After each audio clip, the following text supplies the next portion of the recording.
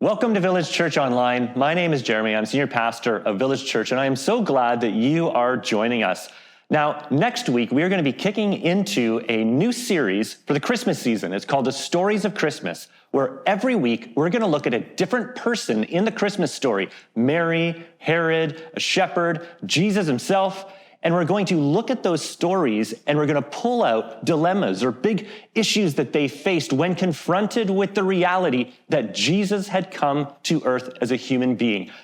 Questions and dilemmas that we all face as well during the Christmas season when we are confronted with that reality too. So join us for that starting next week. But now we're going to join Pastor Victor as he teaches us from the book of 2 Corinthians. So let's listen together.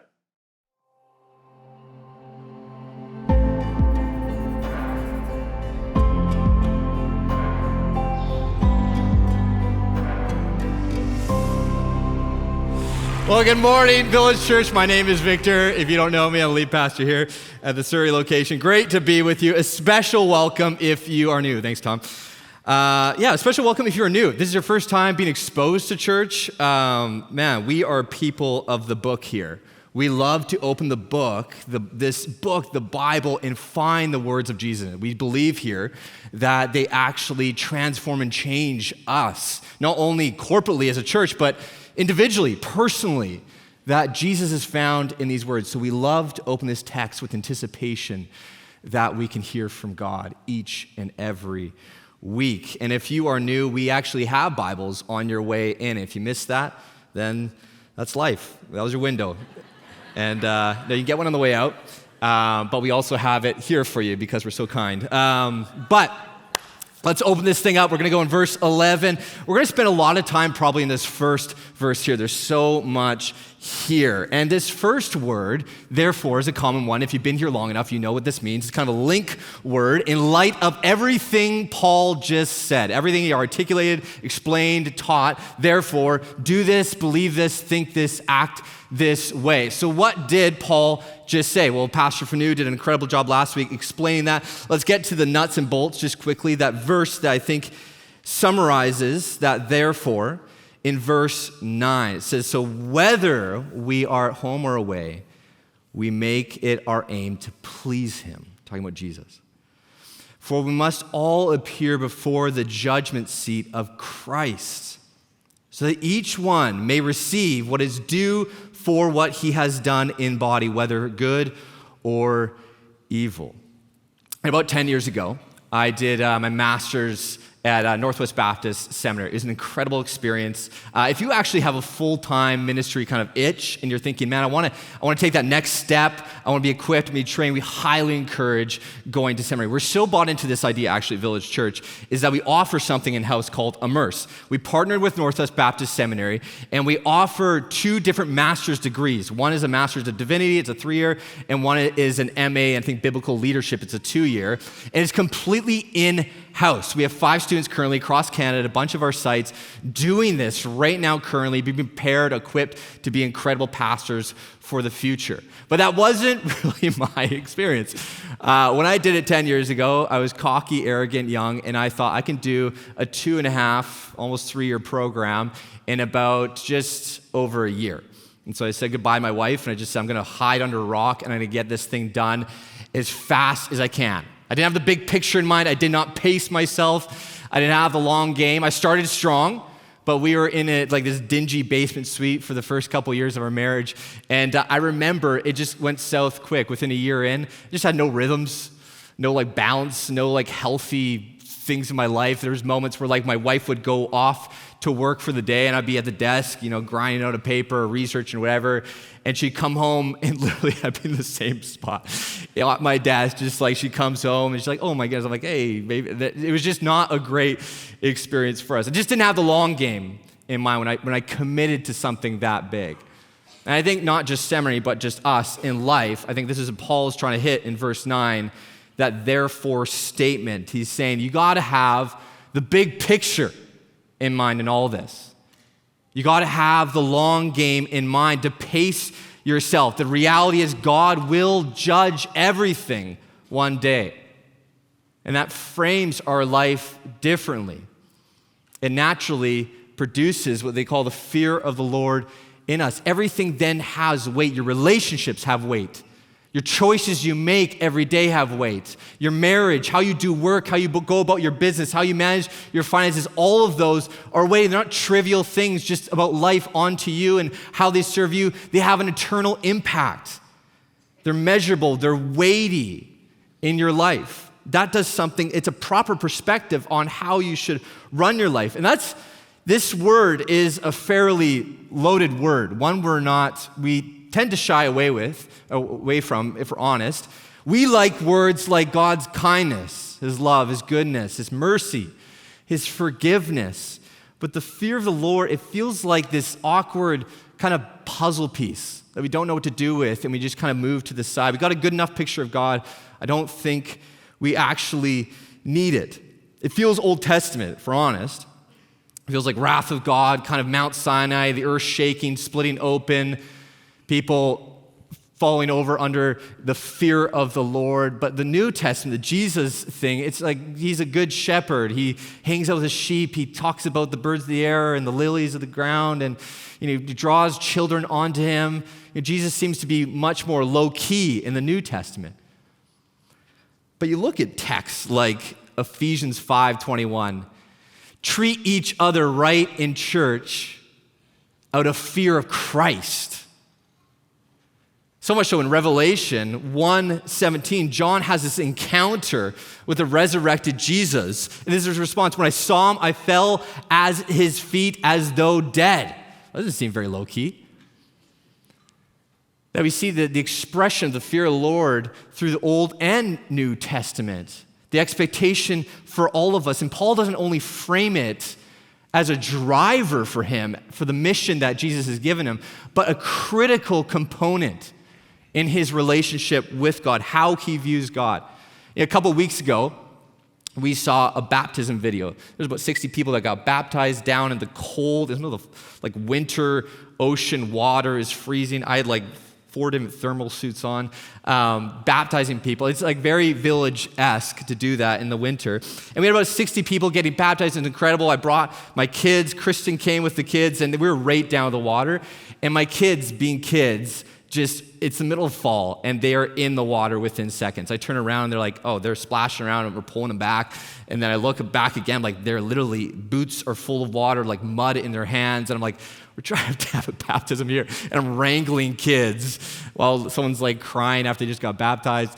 But there's something about my kids, and maybe yours as well, that they just rush towards the ocean. I'm always having to rein them back. They just go. They don't care. They don't think about the dangers of the ocean. They have a one-dimensional relationship with the ocean. They see it as fun, which is true. Many of us, we see the ocean as fun. It's almost therapeutic to sit by the water and see the waves roll in. There's something healing. There's something restful that happens in that. My own time when I connect with God is often by the ocean, when I'm praying, when I'm thinking, when I'm contemplating. So much so, one poet says, waves hitting the shore is like the world catching its breath over and over again. It's almost like we are doing the same as we just sit by the ocean and reflect and take a breath and slow down. It does something profound in our lives. But there's also a real reason why the ocean floor is coated with shipwrecks and debris, because man's best efforts to conquer the seas fall short over and over again throughout history. The furious power of the ocean is untamed and one to have reverence for. That's the full picture of how we relate to the ocean, the same way with our God. That word fear, phobos, isn't one necessarily of a tyrannical terror.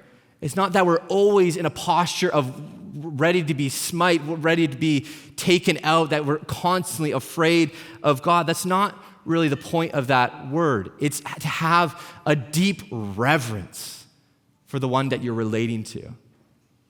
It's to be in reverence of the one that you're talking to, not wanting to misspeak to a president or not wanting to misrepresent yourself to someone who is famous, or eagerly not wanting to misrepresent or letting a lieutenant down in the army. It's the idea of counting your steps, watching your posture, and being slow to speak, having reverence. And here's the reality.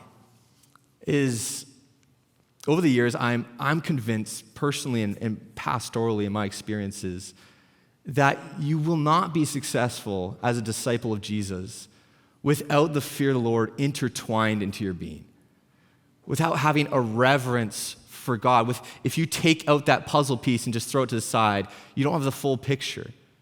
Just like my kids in the ocean just rushing in, they don't have the full picture of what the ocean is and how to relate to it. And because here's why. Here's what I think the fear of the Lord does in us, is it produces this beautiful resilience, this resistance to sin. It's this gracious safeguard in our lives that God has placed there. And it's an engine that propels us towards holiness, the call that all of us are called to do, to be like Jesus, to be holy and set apart. The fear of the Lord gets us there. It actually guards us from misstepping if we're tempted. Like, think about this. If your only driver for not cheating on your spouse is you don't want to hurt them and that you love them so much, what happens when those things get a bit shaken up? What happens when your marriage is a bit stale and it's been like that for months? You're not intimate, you're not connecting, you're kind of talking through each other. You're not connecting, and then you go on that work trip, the classic work trip, where you go and that that work friend is starting to give you attention, it's starting to lean into you, and it feels good, it feels familiar, something you used to have with your wife, and you like that feeling. What safeguards do you have in place? If your only defense is a wife that won't find out and a God who's only loving and merciful, then what do you have? What about if you're in a business and you have the opportunity in your role to shift some accounts around and make maybe a bit of a side hustle for yourself? But the only motivator to prevent you from doing that is that you want to be loyal to the company, you feel like you have a high ceiling in the company, the boss sees you in the right way. What happens when the boss hires someone above you and you get cut out of certain meetings? Like the drivers for not doing sin, not committing to certain compromises are gone without the fear of the Lord in place. For some of you, in varying levels, there's some of you that struggle with pornography. Some of you are dabbling in it. Some of you have a full-blown addiction to it. And it's complicated, of course. There's multi-layers to this. God is faithful to you? Absolutely. He's forgiving on the other side of the mistake? Absolutely. And some of you just need to hear that. But there's some of you, not all, there's some of you who've been around the circuit forever. You've been in the accountability groups, you've done the programs, you show up to the friends, you say, I screwed up again, and then you're back at it, and you screw up again, and you're in this vicious cycle, and you feel like you have no momentum, no movement forward in your faith. And for some of you, what you need to hear, and what the problem is perhaps you're just not taking God seriously enough. Like there's no reverence for a God that gives you breath the moment you pick up that phone or you open that laptop. And that you need to actually build out a fear of the Lord in you. Look, the goal isn't to frame God as someone who's cold and this distant king to have a healthy distance from. That's actually the misconception of all this. That we see this thing of intimacy is the closeness of God is when he's merciful and forgiving and kind. And the fear of the Lord, that the fear is to be distant and far from it. That's not true. Look at Psalms 37. Who does the Lord encamp around? Those who fear him. Matthew 5. Who are those who get to see God? The pure of heart. Those who chase after holiness. Increased fear of God in your life is increased closeness to God. To pray, God, I want to fear you more, is to invite him in and say, be closer to me. That's the call. And what is this all onto? Therefore, knowing the fear of the Lord, we persuade others. In light of knowing something that produces something in us, it dictates how we live and act in our lives. To persuade others, to share the gospel, the good news that resides in all of us to people in our life that are closest to us in our community, something that we've been increasingly reluctant to do through the data, throughout history that shows that this is massively on the decline. That evangelism seems to be dying, but it's not actually dying. Evangelism isn't dead. It's simply been handed over to the secular prophet that's proclaiming a different gospel in the streets. One that probably resonates with you. You've heard, you felt the reluctancy to share anything because you felt the gospel preached at you. One that says your faith might be subjectively meaningful, good for you, but it's objectively untrue and potentially harmful, so keep it to yourself. That's a gospel I know many of you have felt and heard. We have been evangelized that evangelism is wrong. And many of us have been converted. With Barna Group, especially for young people, Barna Group states that almost half of our practicing Christians, millennial Christians, see evangelism as wrong. And part of me gets it. Like, the times have definitely changed. When I was younger, I'm not old, but I'm also not young. I remember there is a different climate when I was a teenager and when I was younger. And I remember watching a lot of videos or movies, like more Hallmarky Christian movies, around like young teenagers just struggling with temptation in high school. They're new to the community. They go to this new high school. And there's always there's this kid named Bobby. Bobby's like the main character. He's like the one Christian in his high school, and he's trying to be strong and follow Jesus. And there's always the non-Christian. And they always like make this caricature of him. He usually has like a leather jacket, the pop collar, and he's smoking. He's like pure evil. He's like just smoking. And he's tempting Bobby, and he uses these lines like, it'd be like, Bobby, we're gonna do serious drugs after school. You gonna join us, or you're too cool going to your church? Or, Bobby, we're gonna go graffiti by the tracks. You coming with us, or you love your Jesus, you little baby?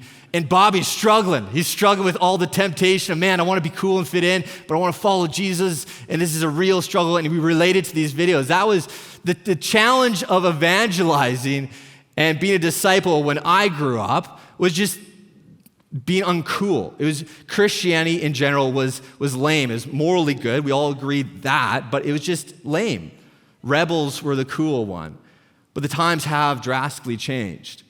Now, when you share the gospel, now when you evangelize, you aren't seen as annoyingly moral. You're seen as evil. Now, you're the person that hates certain minorities, judgmental, narrow, anti-everything, conservative, capitalist, whatever it is, you name it. You attend those abusive church services. You're not what's good with the world, you're what's wrong with it. That's the current climate. The danger of evangelizing when I was growing up was just being uncool. Now it's being hated. Stakes are higher. But the call is not to get silent. Primarily, firstly, because the cultural gospel is a massive contradiction. My friend Chris Price, a pastor in Vancouver, says, what the gospel will say to you is, you shouldn't evangelize to people based on your religious viewpoint. You are at that very moment evangelizing based on your religious viewpoint. You shouldn't impose your beliefs on others, but that is a belief you're trying to impose on me. And so there's massive holes in the narrative that we can push up against eagerly and with confidence of what the waters are out there. But more importantly, secondly, is regardless of what the current climate is, the call is the same. The challenge is the same. No matter how hard it gets, no matter how much we get pushed against, Jesus said his response to us is, hey, they hated me first. You're in good company. Whether that's in the thick of World War II Germany, underground churches in China, or right here in the 21st century of Canada, the church is called to persuade others. Not brash, but courageous. Not tolerant, but winsome. Not us versus them, but us for them. This isn't about throwing blanket statements on Facebook. It's about laboring over how to effectively reach people in proximity to you in the current climate. That's the call. And going back to the words of Paul, that root word of persuade is almost synonymous with the Greco-Roman of a rhetoric tradition. All throughout the letters of Corinth, Paul is hammering both sides, diligently debating, teaching, persuading, convincing, explaining, using any tact he possibly can to win people over to the gospel. It says he went to the synagogue on Sabbath every week just to labor to convince anyone who would have ear to the gospel. He did the work, But he also rejected the idea that his abilities had any transformative work. Look what he says in 1 Corinthians 2. And I, when I came to you, brothers, did not come proclaiming to you the testimony of God with lofty speech or wisdom, for I decided to know nothing among you except Jesus Christ and him crucified. And I was with you in weakness and in fear and much trembling. You know what I'm doing up here. There's a science to this, right? Like there's an art, there's a craft to preaching. Like not only in the preparation, we're thinking of how do we exegetically expand this so it makes sense. We bring in historical voices to bring weight to this conversation, but we also think of our audience. We think of you. We think of the diversity of this room, those who are watching online. We think of different genders in this room, different ages, different stages of life, different ethnicities, those who are de-churched, those who are skeptic, those who have been at church for a long time. How do we be inclusive in how we communicate to all those type of people? But we also think of in our preparation of how to bring in tensions. If I show my cards all over the front, you stepped out. You've opted out of this conversation. If you create tension in the craft of preaching, you're engaged. We bring in stories to expand ideas. We bring in humor to give you reprieve. If I'm hammering things all the time, you just step back because it's too exhausting. But not only that, in the actual delivery, where I stand on stage matters. It says something. Who I address in the room matters. Everything has a purpose. From like my even cadence, when I intentionally slow down to make a point about nothing. It has weight. Volume control, I'll get loud, I'll slam this because it seems authoritative. We do certain things. You open hand when I'm talking. You don't close hand. You don't never point fingers too aggressive. All these things. I'm looking at the online people because I got to engage the camera. I got to make sure our timer's on time. 14 minutes now, over 35 minutes. Everything has to be done right. There's a craft to this, and I love it. And we want to continue to be better at it, to engage you with the most vibrant message in the universe, the gospel. But my worry is that you go for lunch and you talk over the message and you say, that was a great message, and you can't actually articulate why. And it's probably because of these things I just said. The story was funny or the joke landed. And it's not necessarily because of something profound that God did in your life in that very moment. The question is, when you walk through those doors every week, do you actually anticipate that God will speak to you through as we open this text? Are you eagerly anticipating that he has something for you right now in this moment? And the more brash but honest question is, do you even care? Do you want to hear from God, or is church just a regular Sunday thing for you? Stories will be forgotten. Jokes that land will probably get me canceled in like 5 years. The craft washes away, and all that remains, the hope is all that remains is the Spirit drawing you in this very moment to do a transformative work in your life. That the only thing that's going to hold up in your life, that's going to sustain you, is not the ability to preach when you're going through pain, exciting new opportunities, empty nesting, bankruptcy, career changes. It's that Jesus deposits something in you that sustains you for the rest of your life. And here's where I think this speaks to all of us, not just the preacher and the congregation, but all of us as we engage with the mission of Jesus. We're moving on. This is what it says. But what we are is known to God. And I hope it is known also to your conscience. Oops. We are not commending ourselves to you again, but giving you cause to boast about us, so that you may be able to answer those who boast about outward appearances and not about the heart. Okay, who's the elephant in the room? Who is he talking about boasting about outward appearances? Who's he actually addressing? He's addressing the sophists, these guys, who would be well-known, revered speakers all across the Greco-Roman world.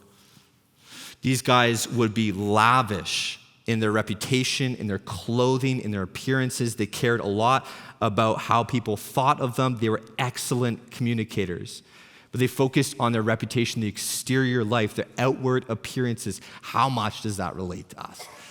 How much do you feel that? How much do I feel that? That what is in my external world is the most important thing. Having no way of just articulating what's happening internally. Not even just giving attention to it, but you don't even know what's churning on the inside of you because you've drawn so much attention to the outside. These two begin to be disconnected, the external life, our internal life, outward appearances, and what Paul calls the heart.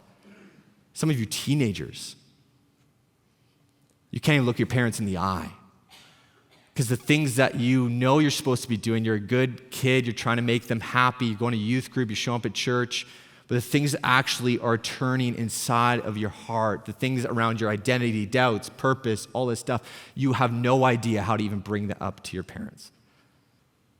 The disconnect, your marriages. Some of you, your marriages, the way you talk to each other is one-dimensional. You ask questions like, how are you doing? But it's surface level. You wouldn't dare go down to those deeper layers of how you're actually doing, where sin probably resides, to bring those things up. You just can't bring those things onto the table for discussion. There's no depth to the way you talk to. There's this disconnect between what's happening here and what's actually being presented here. And that's exhausting to live that way.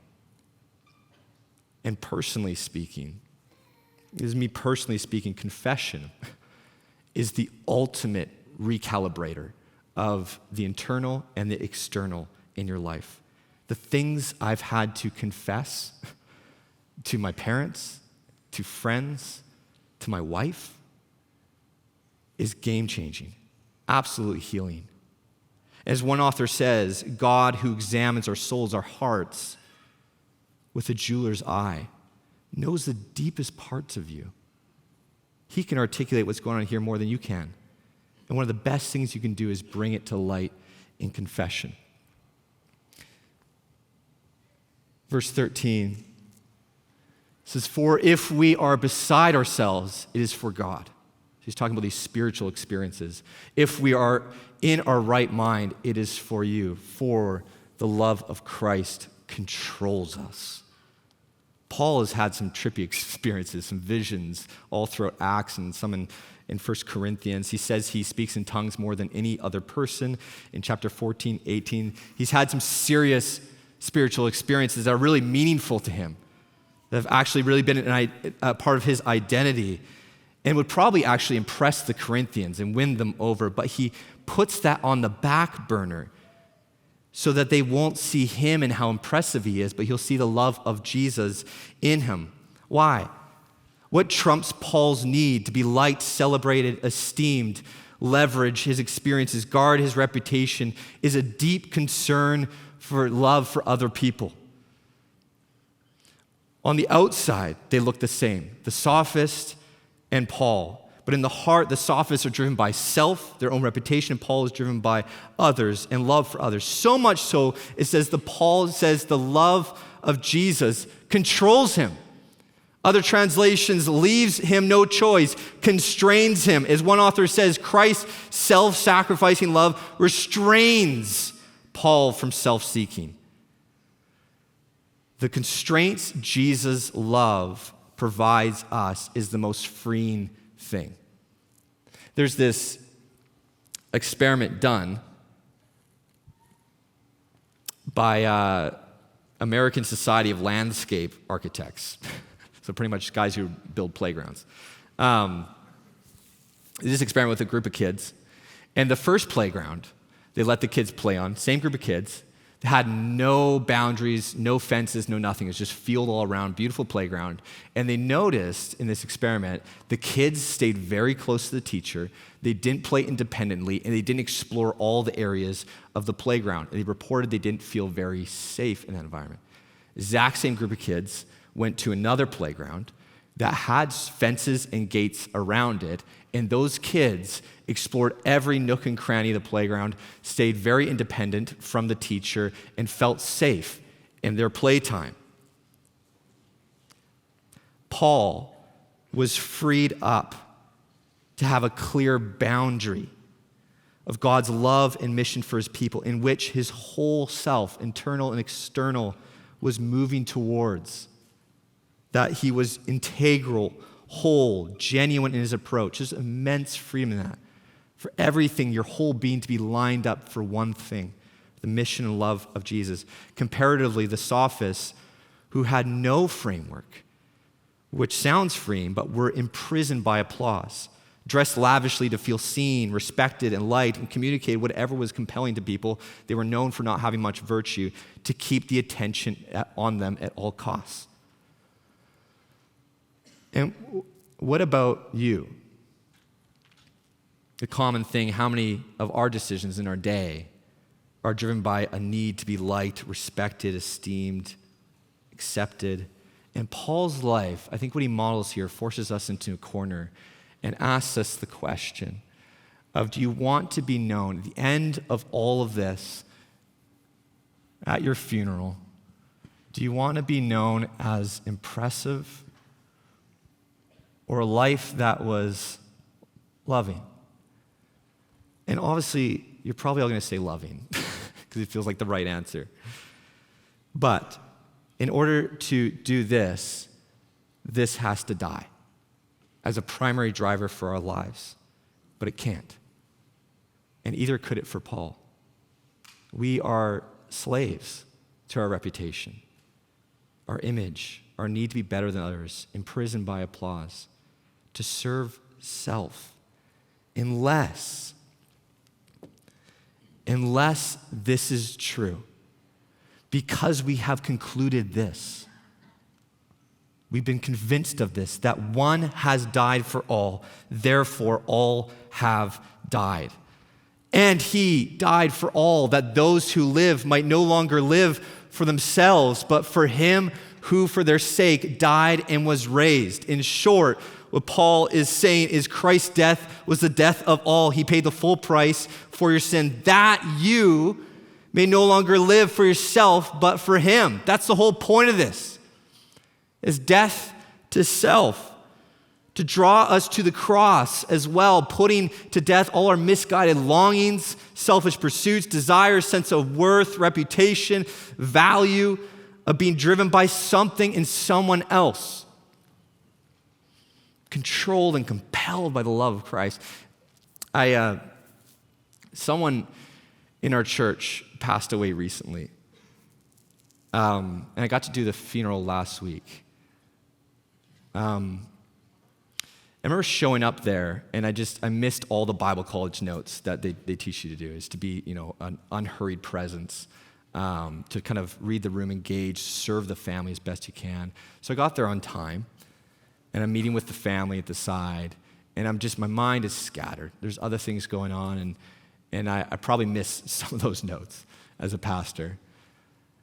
And I remember this now widow, who's probably going through the darkest day of her life, in light of all that, comes over to me, the one who's supposed to serve her, and just says, "You doing okay? Is there anything I can do for you?" And I think that's what that looks like, is to be so controlled and compelled by the love of Christ that there's part of you that's just always towards others in who you are. It's when you see the love of Jesus, not as something to admire, but to be consumed by, to be controlled by. The cross is not this place of interest to discuss and deliberate. It's an event that disrupts everything, and a world that is centered around you begins to crumble. That is what the love of Jesus does in us. So I want to pray to that end. Father, there's this beautiful relationship to how we posture ourselves towards you. That we are to have reverence for you, to not want to misstep. But we also recognize your love for us is abundant, is overflowing. Your mercy and goodness is never ending.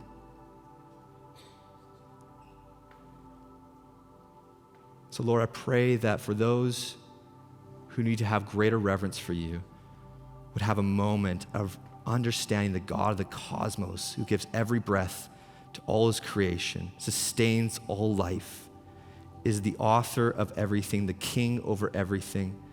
This is who we converse with. I pray that would propel us towards holiness. And for those who just feel inadequate, feel their shortcomings are their identity, Lord, I pray the love of you would be profound in this moment. The love that comes from you would be consuming, would control us, not only individually, but as a church. Everything we do, everything we're about, would be controlled by the love of Christ. We pray this in your name. Amen.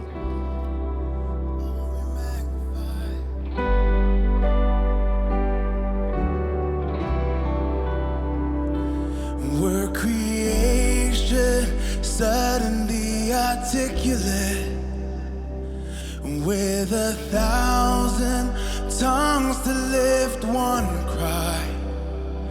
And then from north to south and east to west, we'd hear Christ be magnified.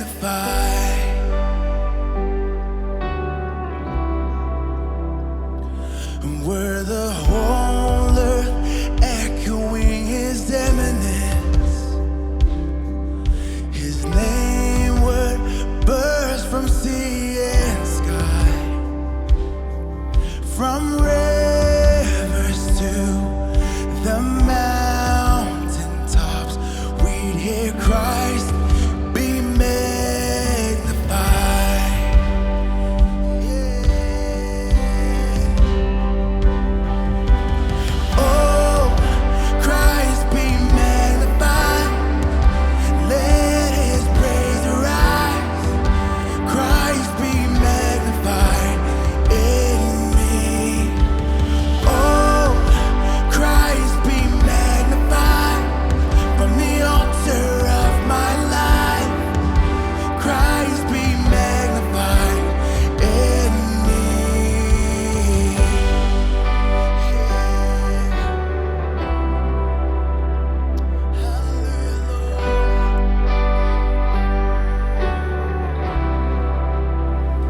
When every creature finds its inmost melody, and every human heart is native cry, then in one enraptured hymn of praise we'll sing Christ be magnified. Yeah.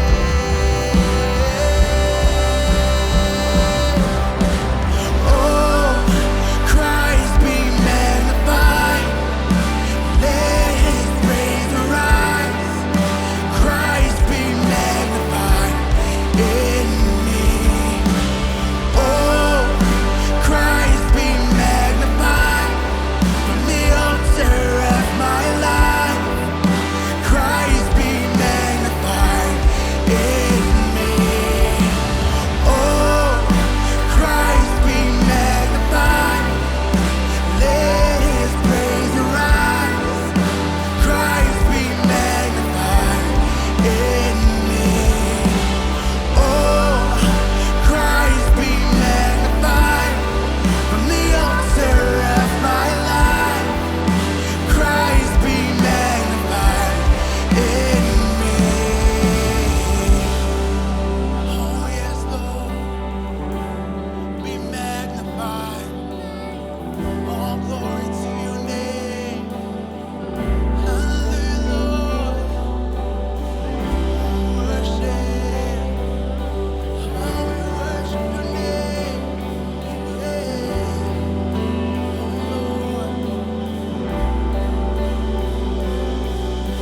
I won't bow to idols. I stand strong, worship you. And if it puts me in the fire, I rejoice, 'cause you're there too. I won't be formed by feelings. I hold fast to what is true. And if the cross brings transformation, then I'll be crucified with you. 'Cause death is just a doorway into resurrection life. If I join you in your suffering, then I'll join you when you rise. And when you return in glory with all the angels and the saints, my heart will still be singing, and my song will be the same. Oh, Christ be magnified.